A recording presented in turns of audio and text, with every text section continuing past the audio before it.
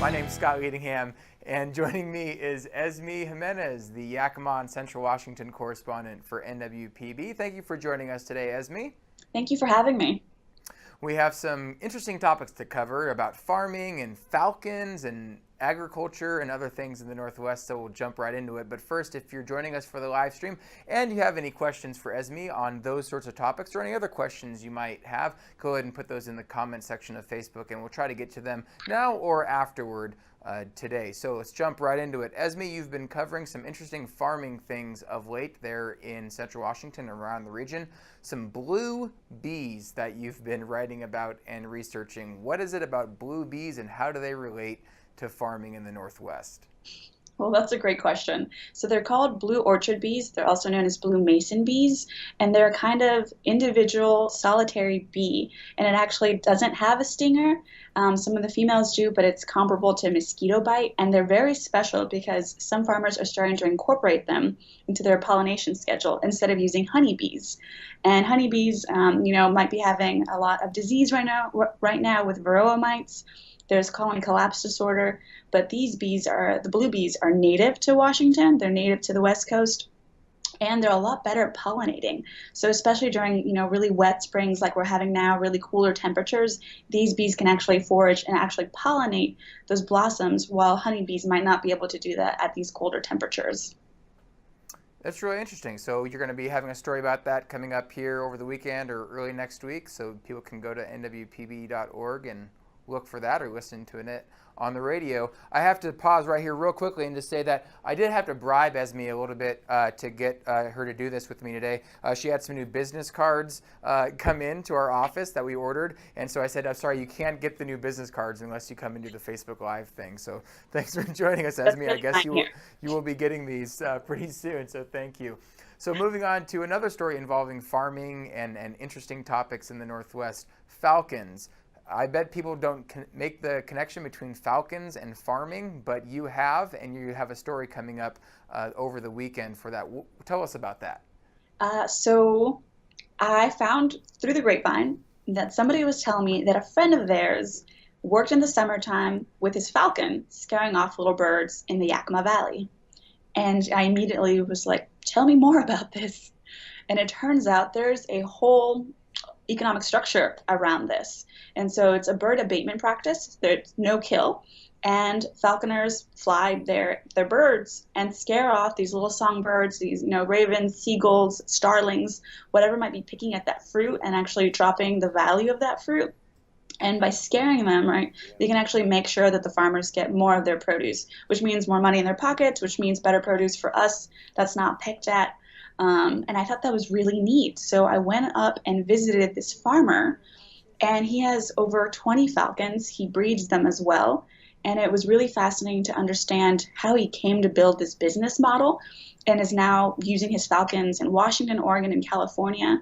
He's going to be starting with blueberry fields in Skagit Valley and then moving east, going to that cherry season, doing apples, and then also ending with vineyards in the Yakima Valley later into the fall. So if anyone sees falcons swooping around the orchards of Central Washington throughout the fall, they should not be alarmed. It's all part of the process. Yeah. Interesting. Okay, so if anyone has any questions around those lines, or if you ever see a picture of falcons, above the orchards of the Northwest, send us a picture. I'll get to that in a bit about how you can submit pictures to our Tumblr page. We'll come back to that at the end. Real quickly on some more hard news topics, if you will. A quarry in Central Washington outside of Yakima is looking to expand, and there's some objections from the Yakima Nation because of potential conflicts with burial sites. Tell us a little bit about that legal battle and what happened this week. Yeah, so in Yakima County, there's a quarry called Rowley Quarry, which is near Sela. It's between I-82 and, or not between, but it's adjacent to I-82 and the Yakima River. And they actually put in a permit to expand that operation to 7 other parcels. And they put that permit in 2015 to the county. The county said yes, and the Yakima Nation appealed, so that went to the hearing examiner of the county. The hearing examiner also heard those arguments and decided that they had done the quarry operators had done mitigation efforts enough that they could expand their operations. And the Yakima Nation has also appealed this. And they are very worried because that area has been shown to have talus pit burials. Essentially, it means that there was materials left there from hundreds and hundreds of years ago that they claim are part of their ancestors and is very culturally important. And so they're upset that this quarry operation, as they're mining and creating asphalt and gravel, it's actually hurting part of their culture, and they feel like it's not fair that the county is not doing enough to actually either mitigate those efforts or make sure that nothing happens to those remains that are very important to them and their community. So the commissioners of Yakima County approved that expansion this week. Is this the last word? Can we anticipate some appeals going up in the legal system from the Yakima Nation?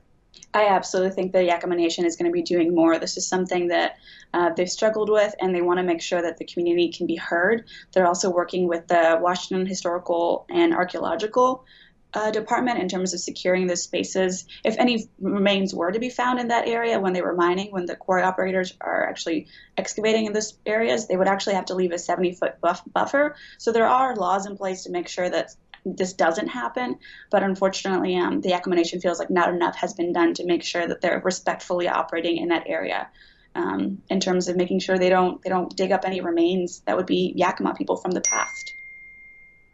So moving along to another thing that people might hear about in the news, or you already might have heard about, something called the GEO Group, GEO Group. They run private detention facilities, or they contract with state and federal detention and jail systems to run those facilities. And you see them around the Northwest. You hear about them. They're kind of be in the news going forward. Tell us a little bit about why the GEO Group is maybe going to be in the news and why there's something that people should know about. Yeah, so GEO Group, as you mentioned, is this private corporation, and they often work in a lot of immigration detention centers. So they're most well known in the Northwest Detention Center in Tacoma, and there's been some news regarding them there. But they also are actually in Yakima County and specifically work with Yakima County Jail. So we've been seeing their buses move in and out and drop people off there between going to other detention centers. So that's something that we're trying to keep researching what's going on there, how that operation is working out, and what that could mean for either undocumented folks in Yakima County and Central Washington, or immigrant folks and just feeling secure in their communities as these buses are dropping people off, which can be kind of scary for people that are in the area.